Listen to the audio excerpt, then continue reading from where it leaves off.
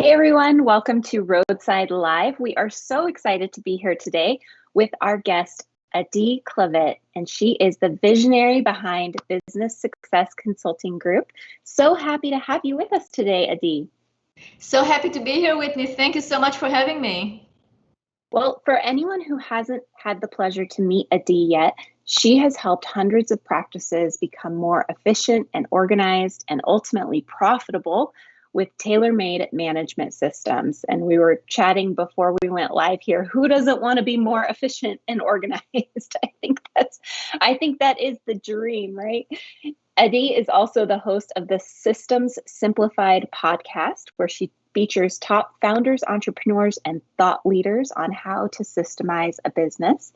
We are really excited to dive into our topic today, increasing efficiency and performance by systemizing your dental practice. So, Adi, we have a lot to cover. I am going to dive right in with our first question. What does it mean? What does this mean to systemize a practice? So what it means to systemize a practice is basically to create systems, which is ways to do something repetitively so you can get the same result every single time. So, we have systems in life. If you look at your life, like even when you woke up this morning and you made your coffee, you have a system of how to make coffee, right? I'm sure you're not making your coffee or your tea or whatever you drink in the morning. You don't do it differently every single day, right? I mean, maybe some people do, but the majority of us have a system. You do something over and over and over, and you get the same results if you do it correctly or if you do it according to a system that you develop that that works. So that's really what it means to systematize a business, meaning to have the right processes, the right procedures, the right policies that are being followed by all. So in a dental practice, that will be having a system on how you do treat the new patients? How do you do the new patient intake? For instance, as an example, that will be a system. So there will be a system how to answer the phone. There will be a system on how to put them in your software. There will be a system on the questions that are being asked, the information that you get. There will be a system on what to do after the phone call is done.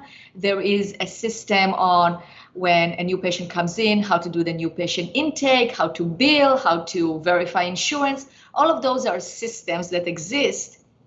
And if we have them documented, if we decide upon them ahead of time, if we figure out how to make them more efficient, then you can really increase efficiency in the practice. And it can help in in different aspects in the practice, such as in training, in hiring, in onboarding new staff, customer, basically your patient satisfaction, etc. So we're gonna dive more into that, but in a nutshell, that's what a system is. Well, it sounds amazing, but I have to admit, it also sounds a little daunting.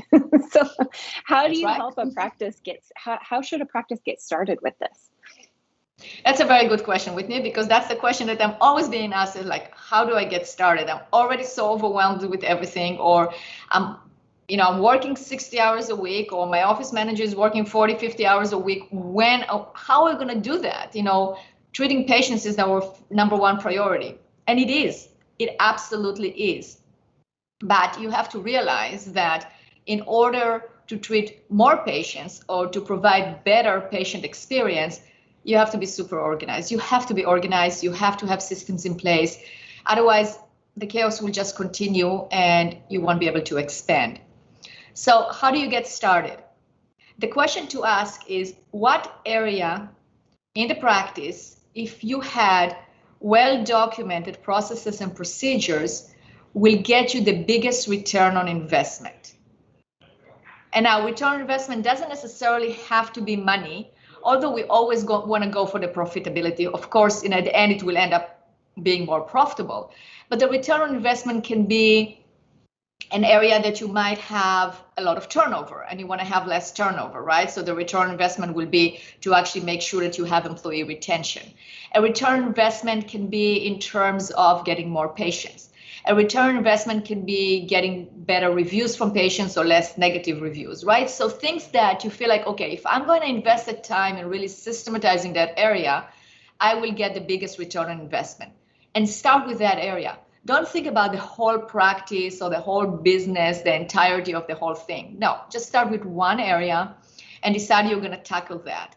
And then you can take step by step actions on how to do that. So that is where to start. That sounds very doable. I think though you touched on a good point, that obviously everyone in the practice is busy. Patient care is number one, and so I would imagine that when you come in to help, you might hear from time to time, well, we're just too busy to document our procedures. So what do you say when someone brings that point up? You always have to start with the why. Why are you documenting? And that's what I always ask my clients before we start working together. I always want to know, why do they want to document? And honestly, if they can't give me a good answer, I don't even work with them, because they're not ready to embrace this. They're not ready to embark on this journey, because it takes dedication. It takes a decision from the leadership, from the ownership, from the owner, from the leadership team, a dedication and deciding that that's what they're going to do, that they're actually going to create those systems. If they're not convinced themselves, then there is no point in doing it. So that's where you really have to figure out, what is your why? Is the why because it's hard for you to hire good people, you have a lot of turnover, and you just don't want to experience that anymore? Is the why because you want to retain your employees? Maybe the why is because you really made a decision to expand and open more practices, and you want a turnkey practice where it's like a franchise model. It's not that you're going to be a franchise, but similar, right? In terms of similar concept of having those processes in place so you can open the next one and the next one and the next one. So what is the why behind it? What motivates you? What's the mountain you want to get to, the top of the mountain where the flag is, right? So you want to identify what is that top for you and why you are doing it. So if you have that defined, then all the actions fall into place, and then you're motivated to continue, because otherwise it's just not going to happen. Yeah, I think that's such an important point. And really defining your why is something that we talk about all the time and encourage our practices to do. But I think anything that is really a good investment of our time and energy really requires that we take that important step. So I love that you mentioned that.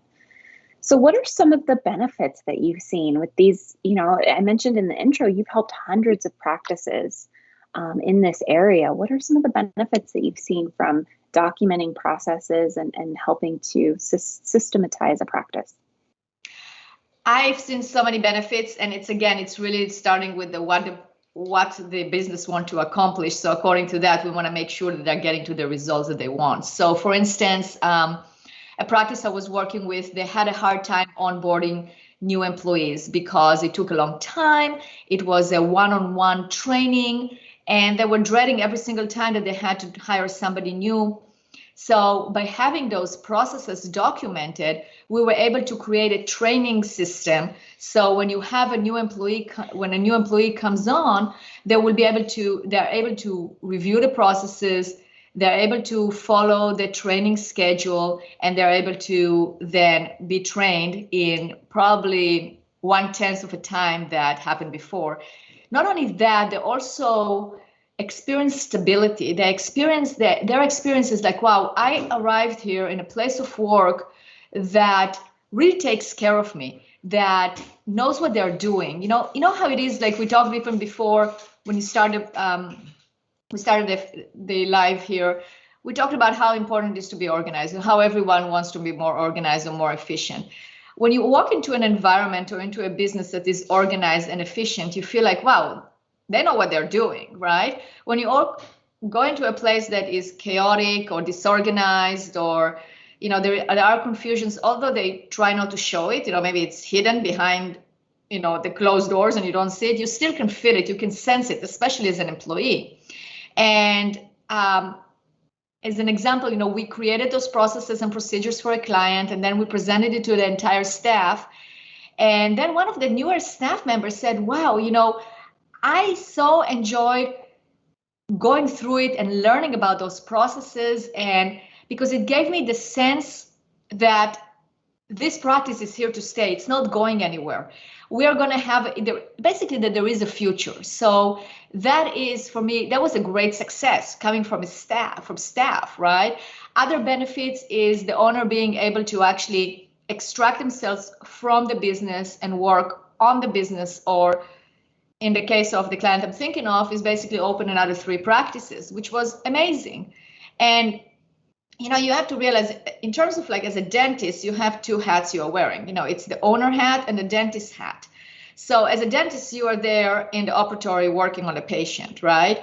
But as the owner, you have so many things can happen, and you can just find yourself working 70 hours a week and you still do not have time to work on the business. But if you really have those systems in place, then every single person in the practice knows what they're supposed to be doing. And then as the owner, you are able to actually work on the practice. The same thing with the office manager. The office manager is so instrumental to making sure that the practice is operating correctly. They have to have time to actually manage. And by having correct procedures under them, then they can actually manage. As an example, I was just doing a project with a client where we identified how we're going to systematize the assisting area, basically having a lead assistant with a very clear job description and very clear procedures, and then the lead assistant running all the assistants, and then the office manager really stepping up and not having to be involved in the day-to-day operation as much, but being able to concentrate on more strategic actions. So that's another example of the benefits of having those systems in place. I love that. So many benefits that you mentioned, I think, are really pain points that different practices are experiencing right now. So, excuse me, that's a really good point. It's the pain point. It's like when you asked me like where to start, so I said, okay, look in an area of your practice that you feel like if you had well-documented processes and procedures will give you the biggest return on investment. Another way to look at it is like, what are your pain points? Really be honest. Right now, you're listening to us. Think about what are the pain points in the business right now that you would like to improve. Well, each and every one of them can be improved by having correct processes in place, by having a process for, let's say you don't have enough new patients, well, then you need marketing, and Whitney will attest to that. Like in marketing, you need a system, right? Because you can't just try one thing and then another, and you have to systematize it. You have to implement, and then of course they go to experts like you to figure out like what is the right marketing, but then you have to make it into a system because it just doesn't happen by doing it once. So any problem can be solved by implementing the right system in place. Oh, that's such a good point. And I love one of the things that you mentioned earlier too, that, when there is any kind of chaos or confusion, it not only do employees feel it, but the patients feel it too. Mm-hmm. Patients can feel that underlying tension, and they and it can affect the overall patient experience. So I think that was a really important point that you mentioned too. So let's say that a dentist or a dental office manager, brings you in and you're able to help. How do you then make sure that the entire team is on board and following these new systems and procedures? That's a really good question. I actually had probably like 3 conversations last week just on that subject, because that is the key, is if we actually document, and it doesn't mean that we need to come in and document. I hope that our listeners get inspired and they start documenting, right? So let's say you decide to take it on and you're going to invest the time in documenting your processes and procedures and the policies, but you're going to put so much time into it. You want to make sure that it's followed by all. It's really, again, going back to the why, you have to understand your why. Why are you doing it, right? If you want to see the results and you're motivated to get the results, you're intentional about getting those results, that is half the battle, because you're going to get motivated to get it done, right? It's the same thing about, let's say you hire a personal trainer, and the same question is like, well, how would I know that I'm going to continue doing this? I'm going to continue be fit after you leave, right? Or how I'm going to make it into a way of life. Well, it has to come with a decision. It has to come with an intention. It has to come with the resolution, whatever you call it. It has to come with the commitment of the top leadership to implement it. That's number one. If that doesn't exist, if there is, I thought, well, this is not important, or we're going to do it and then not use it, it's not worth doing it. So first of all, let's get a commitment that we're going to make changes. And then you make it part of the day-to-day management of the practice. So let's take an example. So let's say something happens. Let's say, let's say a patient rescheduled or last minute canceled, so it created a hole in the schedule, and that, it affected the production. It affected the fact that now the dentist and assistant is sitting doing nothing. Another patient was not called out of the short list, whatever it is, right? So there was something that was not optimum that was happening. So the question is always, was it a people error? Is it a people problem or a process problem? Now, let's take the assumption that you are hiring correctly, that you have the right people at the right places, and you know how to hire, and it's not a people problem. I'm concentrating on the process. So let's say if it's a process problem, or you identified it as a process problem, and of course it can be both. So then you have to ask yourself, do I have a process or don't I have a process to handle such situation? If the answer is not, I don't have a process, well, correct it, figure out what it is, and document the process.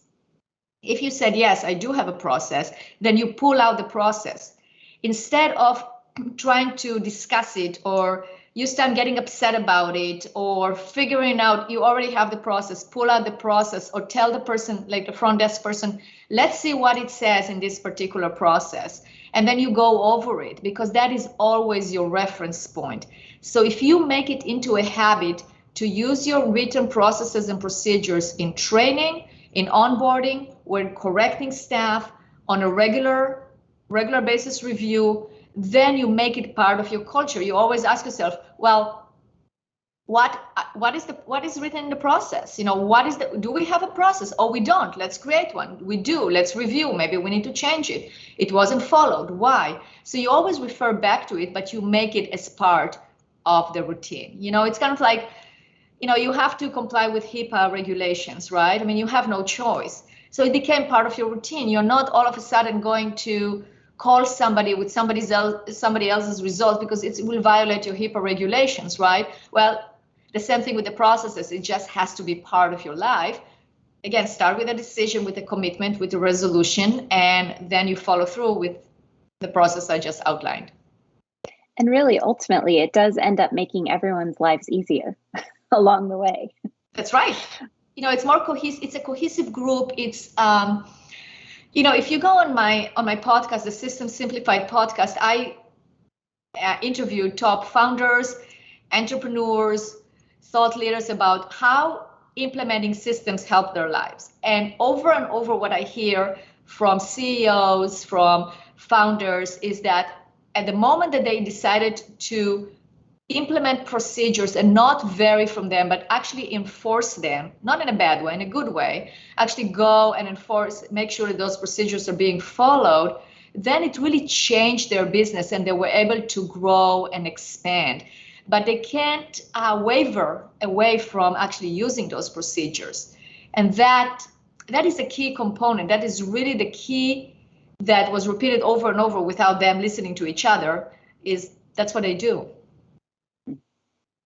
Such a good point. Such a good point. So for any of our audience who are sitting here thinking, please come help me, how can they get in touch with you? And then also we have a special offer available for anyone who is interested. So maybe you could tell us a little bit about what that offer is, and then also how they can get in touch with you. For sure. So the first offer is a free ebook that I recommend everyone just go on the link that is going to be attached here and download it. It's called How to Increase Profitability Through Systematization.